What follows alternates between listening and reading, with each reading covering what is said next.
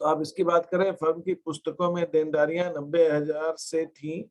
एक 8,000 का देनदार पुनर्गठन के फर्म के पुनर्गठन पर दिवालिया घोषित हो गया और डूब गए, वो दिवालिया हो गया, तो 8,000 तो मिलने नहीं है, लेकिन उसमें से 1 रुपए में केवल 60 पैसे मिलने की आशा। 1 रुपए में कितने पैसे होते हैं, कोई बताएगा? 1 रुपए में कितने पैसे होते हैं? हाँ, 100 पैसे 100 पैसे होते हैं। तो 100 पैसे में 60 पैसे मिल रहे हैं, मतलब 60% मिल रहा है पैसे। इसका मतलब 8,000 का 60%, 4,800 रुपए मिलेंगे और 3,200 रुपए आपके डूब गए। तो आप अपने डेटर्स को 3,200 से कम कर दो बस। आप अपने डेटर्स को 3,200 रुपए से कम कर दो।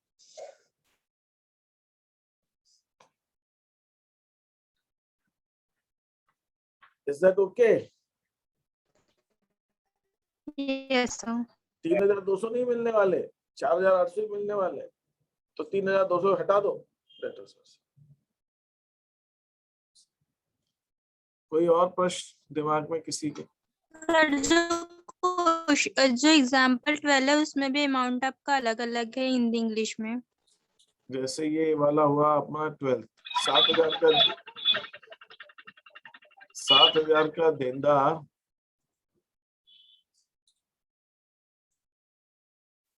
जिससे पहले डूबत मानकर उपलिखित कर लिया था, उसने उससे अब 5,000 का भुगतान मिला है। साझेदारी देखिए पुष्टि कीजिए। अच्छा हाँ ठीक है, ये भी गलत। पहले वाले क्वेश्चन का कॉपी हो गया, पहले वाले क्वेश्चन का मैंने फॉर्मेट कॉपी कर दिया इसके अंदर, ठीक है।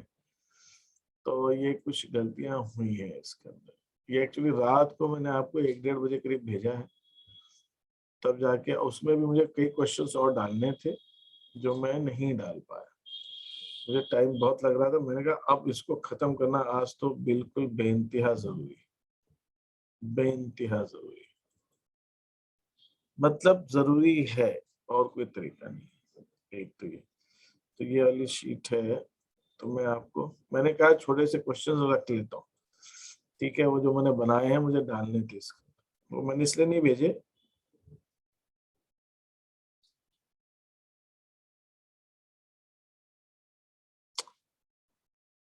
वो मैंने इसलिए नहीं भेजे कि मैंने कहा वो टेस्ट में पूछने के लिए थोड़े से हो जाए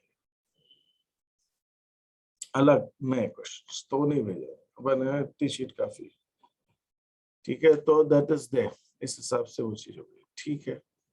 this is 11 and then this is 12, okay 5,000 मिल गया, तो ये 5,000 ठीक है। और बोलिए, और कौन सा क्वेश्चन आप लोग समझना चाह रहे हैं? एक जगह गलती थी और जगह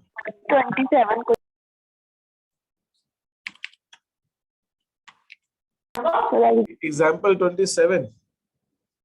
यस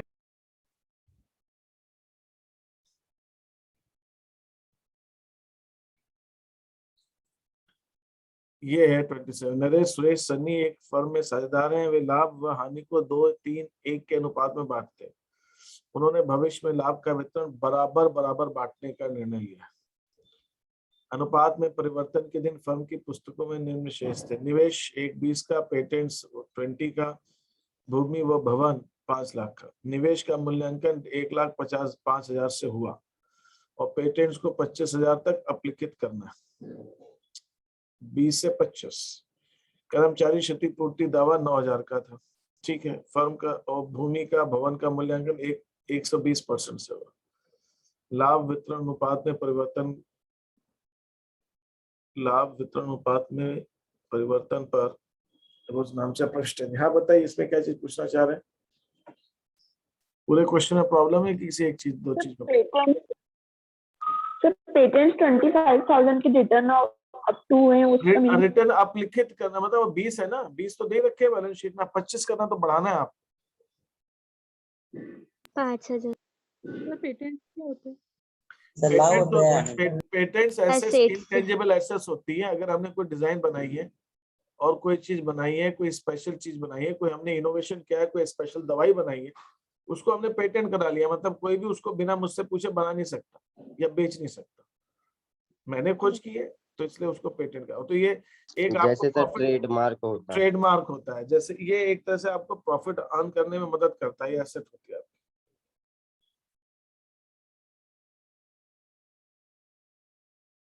जैसे सर किसी का कंपनी का लोगो तो हम लोग कॉपी नहीं कर सकते, दूसरी कंपनी अगर कोई बिल्कुल निर्माण कर रहा है। बिल्कुल बिल्कुल बिल्कुल, हम लोग उसको कॉपी नहीं कर सकते।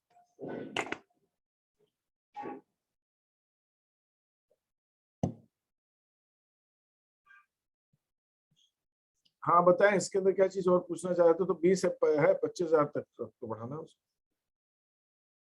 पेटेंट एक प्रकार की संपत्ति होती है ना सर? बिल्कुल बिल्कुल, पेटेंट संपत्तियां होती है, इंटेंजिबल एसेट, अमूर्त संपत्ति। अमूर्त संपत्ति होती है। जैसे कॉपीराइट होती है, उसी ढंग पेटेंट्स है, गुडविल है, ये सब अमूर्त संपत्ति है, ये सब अमूर्त संपत्ति है। सर इन्वेस्टमेंट में एडजस्ट क्यों किए उसके पैसे पेटेंट? क्या चीज? मैं समझ नहीं पा रहा हूँ, क्या कह रहे हैं? पेटेंट्स 20,000 के थे, इन्वेस्टमेंट कम वैल्यू हुई 1,05,000 में, तो पेटेंट के पैसे जो थे उसको इन्वेस्टमेंट में एडजस्ट। अरे ऐसा कुछ नहीं करना है, आपको एंट्री करो ना सिंपल रिवैल्यूएशन की, और क्या पेटेंट्स के इसमें ये इन्वेस्टमेंट की वैल्यू कम हो रही तो इसकी एंट्री क्या हो जाएगी हमारी? Revaluation account debit to investment 15,000 से। पेटेंट्स हमारे लॉस है, 5,000 से बढ़ गए तो एंट्री हो जाएगी patents account debit to revaluation 5,000 रुपए से। बस ऐसे करते जाओ, और क्या, ये दावा है, लायबिलिटी है। सर ये 120% लिखा है क्या? हाँ, revaluation account debit to workman compensation claim कर दो 9,000 रुपए से।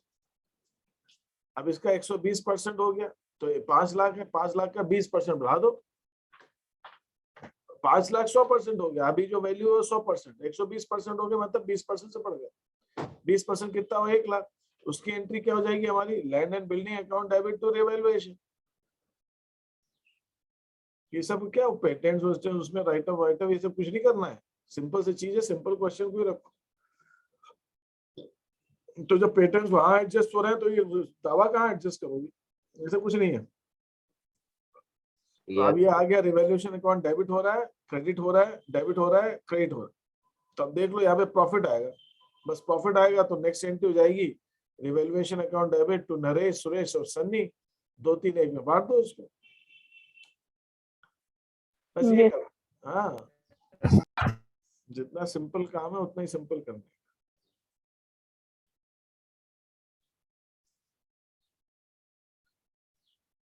और कोई क्वेश्चन? ये किया है एग्जाम्पल, ये किया तो है यहाँ पे, और क्या है इसमें?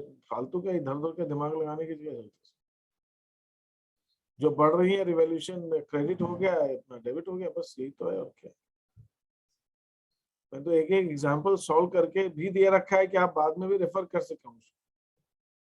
और हर तरह के एग्जाम्पल जो दिए हैं, एक आध कभी कोई बनाने में आ गया, लेकिन कोशिश यही की कि सब तरह के सॉल्व कवर हो जाए,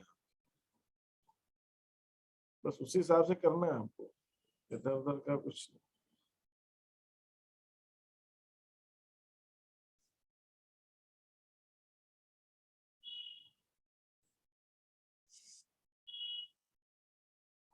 ठीक है, और बताइए इसमें क्या सा एग्जांपल आप देखना चाह रहे हैं? आज आप कर लीजिए, और फिर कोई डाउट हो तो पूछिए फिर मैं। सर अगर फर्म ने वर्कमैन कॉम्पनसेशन रिजर्व नहीं बनाया है और वर्कमैन कॉम्पनसेशन क्लेम है तो वो अमाउंट पार्टनर्स के कैपिटल से लेंगे ना?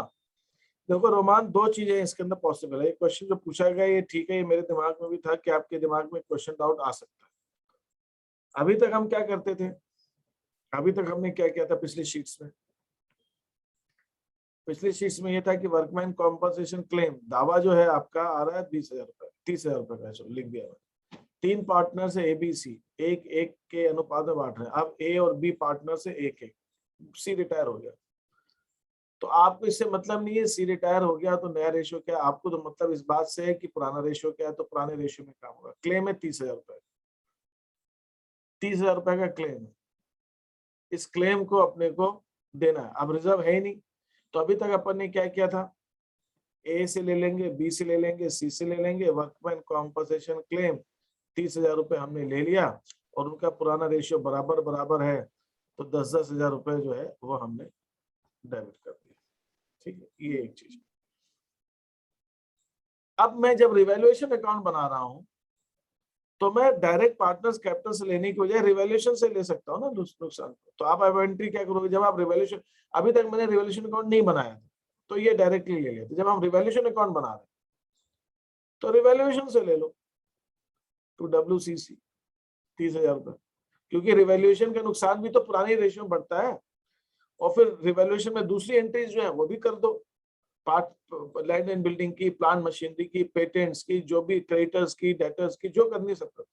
फिर सबका एक साथ जो भी प्रॉफिट लॉस आएगा वो पार्टनर्स को बांट दो, तो वो भी कर सकते हो। जब वो तो अभी तक हमने ऐसा क्यों किया था कि हम पुनर्मूल्यांकन खाता बना ही नहीं रहे थे, तो हमने डायरेक्टली पार्टनर से ले लेंगे। और लेकिन जब ये रिवैल्यूएशन अकाउंट आप बना रहे हो तो रिवैल्यूएशन भी डालो ना उसको, उससे क्या फर्क पड़ता है, क्योंकि रिवैल्यूएशन का प्रॉफिट लॉस भी पुराने रेशियो में पड़ता है और ये जब आप ले रहे हो पार्टनर से, ये भी पुराने रेशियो में ले रहे हो। इसलिए इस शीट के अंदर जहां पर भी दावा आ रहा है उसको आप रिवैल्यूएशन से लेना, क्योंकि मैंने उसी हिसाब से रिवैल्यूएशन के हिसाब से बनाया। यस ये बात क्लियर है सबको? Yes sir. अच्छा, Yes, दूसरी sir. चीज एक बीच में कहना भूल जाऊं कि अभी भी कुछ बच्चे जो ना शीट्स नहीं कर रहे हैं, तो शीट्स नहीं कर रहे हैं भैया, उसकी जिम्मेदारी आपकी, ठीक है, वो मेरी जिम्मेदारी नहीं है। अगर आप नहीं करते हैं तो आप जाने, उससे मतलब नहीं है। आप अपना देख लीजिए क्या टाइम है, क्या है, आपको जैसी इच्छा हो। क्योंकि देखिए क्या होता है कि एक लिमिट तक हम चीजों को फॉलो अप कर सकते हैं, उसके बाद भी आप नहीं करना चाहो, मैं रिकॉर्डिंग भी बना रहा हूँ, उसको भी डाल दे रहा हूँ, आपको शीट्स देने का टाइम भी दे रहा हूँ, उसके बाद भी कुछ लोग नहीं कर रहे हैं तो वो नहीं कर रहे हैं, तो वो वजह, उससे ज्यादा और कुछ नहीं हो सकता। ठीक है, उससे ज्यादा कुछ नहीं हो सकता है, क्योंकि भाई एक लिमिट होती है फॉलो अप करने की, और कितना क्या क्या चीजें आदमी, एक आप ही के पीछे दिन भर थोड़ी लग रहेगा कि आदमी सब देखता रहेगा चीज। Yes sir.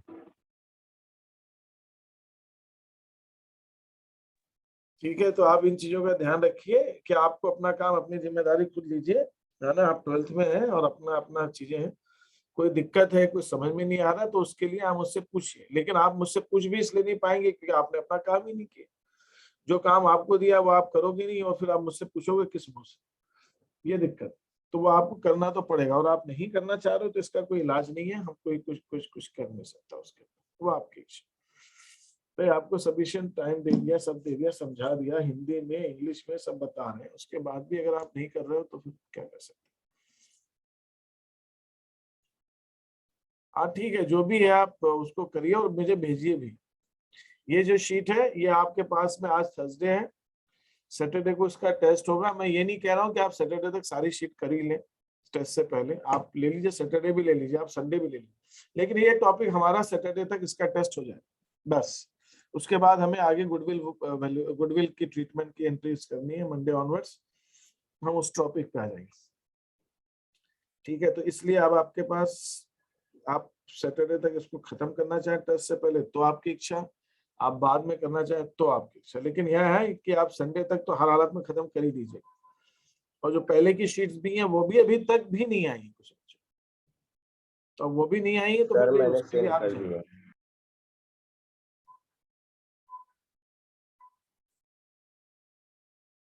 हाँ ठीक है, आप लोग कोई बाहर हैं किसी वजह से नहीं कर पा रहे हैं, वो सब बातें अपनी जगह पे हैं, अदरवाइज कोई और रीजन नहीं है। सफिशिएंट टाइम, ये नहीं है, वो नहीं है, वो नहीं है, वो नहीं है, कोई रीजन अब तो है, आपको दिया हुआ है, तो आपकी जिम्मेदारी है, भले आप 2 दिन पहले करो 2 दिन बाद करो, उससे फर्क नहीं पड़ता, लेकिन करें तभी समझ में आएगा। और फिर बाद में आगे आगे चीजें और बिल्टअप होती जाएंगी, बढ़ती जाएंगी, तो बाद के क्वेश्चन नहीं बनेंगे, तो उसकी जिम्मेदारी भी आपकी, सीधी सी। अभी ये छोटी छोटी चीजें मैं समझाऊं, फिर बाद में बड़े क्वेश्चन में सब चीजें एक साथ आएंगी, फिर नहीं आएगी तो क्या करेंगे, तो वो आपको देखना है। ठीक है, ये जिम्मेदारी आपको लेनी पड़ेगी। और बताइए, और कोई चीज पूछना चाह रहे हैं? सर सीट करने के बाद जो डाउट होगा ठीक है, तो कल हम बात करते हैं, कल आप पूछिए डाउट्स। यस।